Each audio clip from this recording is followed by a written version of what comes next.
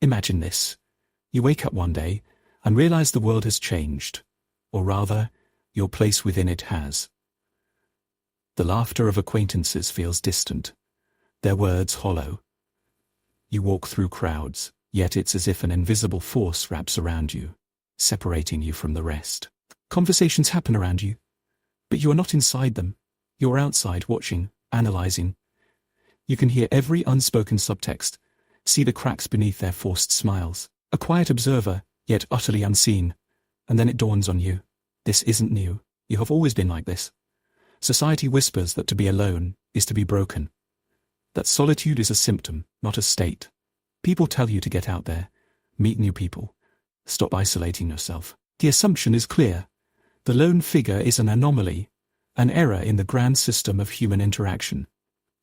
But what if that is a lie? What if the loner is not lost but found?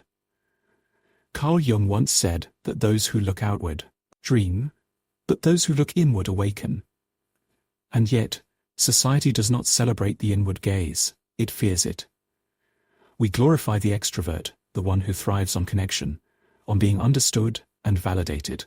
But what of the one who steps away, not in despair, but in pursuit of something deeper? Do they see something the rest cannot? What if the loner is not withdrawing from reality, but seeing it more clearly than anyone else? What if solitude is not a weakness, but an awakening? And here lies the great paradox. While society praises enlightenment, wisdom, and self-awareness, it also condemns the path that leads to them. Solitude. Jung believed that individuation, the journey of becoming one's truest self, requires breaking away from collective consciousness. It requires introspection, self-discovery, and, at times, painful detachment. So here is the ultimate contradiction. Why do we fear the very thing that could free us? This question. Let it sit with you.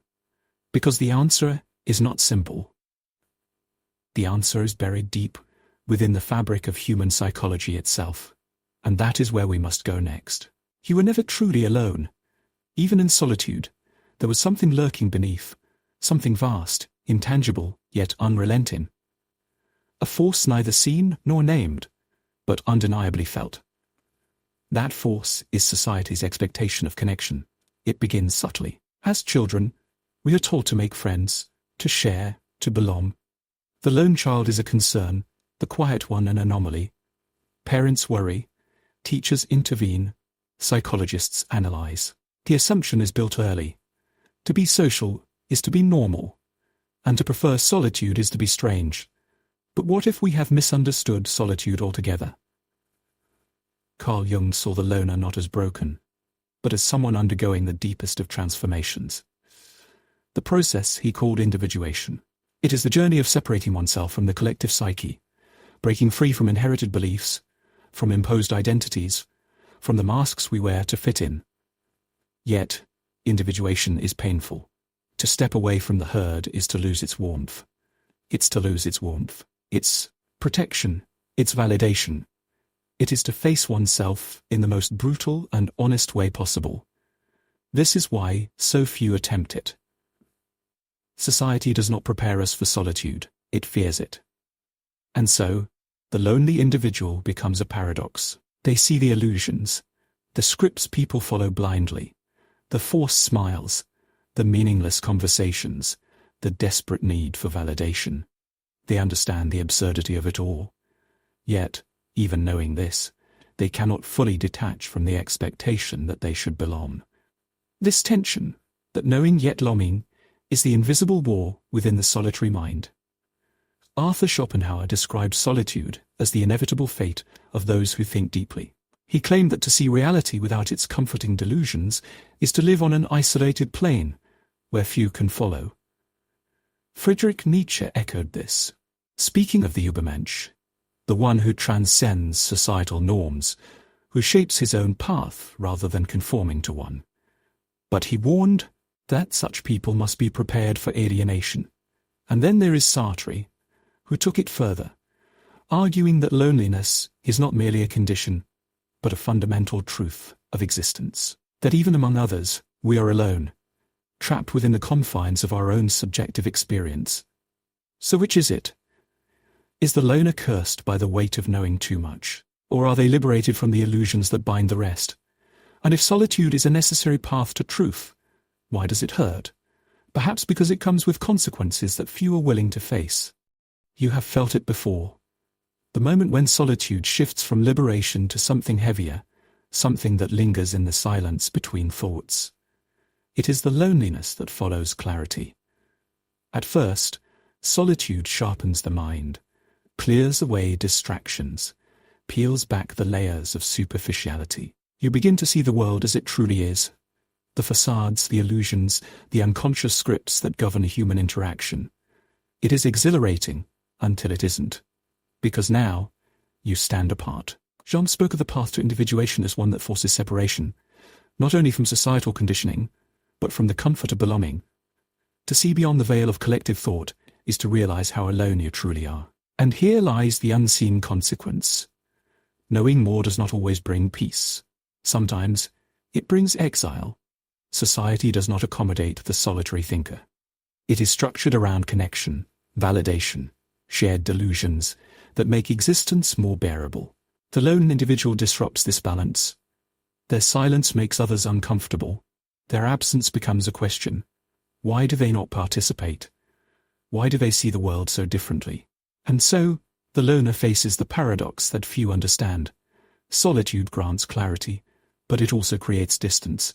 To see reality without its comforting filters is to stand on the outskirts of human experience. Not fully part of it, but never entirely detached. Neurologically, the human brain is wired for social bonding. Oxytocin, dopamine, serotonin, all designed to reinforce connection, to make interaction feel rewarding. The loner, in rejecting these social structures, battles against their own biological nature. Is it any wonder that self-aware solitude so often walks hand in hand with existential questioning? And yet, this unseen consequence is also a hidden power. Those who endure it, who embrace the discomfort, begin to see things others cannot. They notice patterns, invisible to the crowd. They understand human nature not as it is presented, but as it truly functions. They become observers, analysts, visionaries. But what does one do with this knowledge? To simply see is not enough. The next step is rebellion. The decision to break free, not just from society's expectations, but from the limitations of one's own mind. You have felt the weight of solitude. You have seen the contradictions that govern human interaction. You understand the cost of clarity. But now comes the question that matters most. What do you do with this knowledge? This is where rebellion begins. Not in anger, not in defiance, but in a quiet, radical shift of perspective. Carl Jung believed that the process of individuation was not about isolation, it was about transformation. The loner is not doomed to remain an outcast, nor should they retreat into the shadows of their own mind. The answer is not to conform. It is to create. To break free from the invisible trap of societal expectation is to reclaim control, not just over how you interact with the world, but how you perceive it. It is to redefine solitude not as absence, but as presence.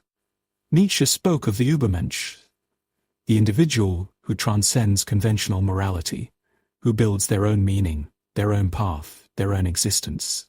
This is the loner's rebellion, not against people, but against inherited narratives that dictate what a life should look like. To step beyond loneliness, you must stop seeking belonging in a system that was never designed for your mind. The world does not need more people who simply fit in. It needs more people who stand apart, who think differently, who create new realities, who challenge stagnant traditions. And solitude, when wielded correctly, becomes the ultimate weapon of creation. This is not escape.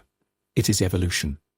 The lone figure in history is often misunderstood at first, feared for their unconventional ways, dismissed as strange, eccentric, or distant. But look deeper, and you will find they are the ones who shape thought, who forge new ideologies, who introduce revolutions, not of violence, but of perception. Your solitude is not a cage, it is a canvas, and when you realize that, everything changes. But one question remains. The ultimate truth. final revelation that redefines everything we have explored.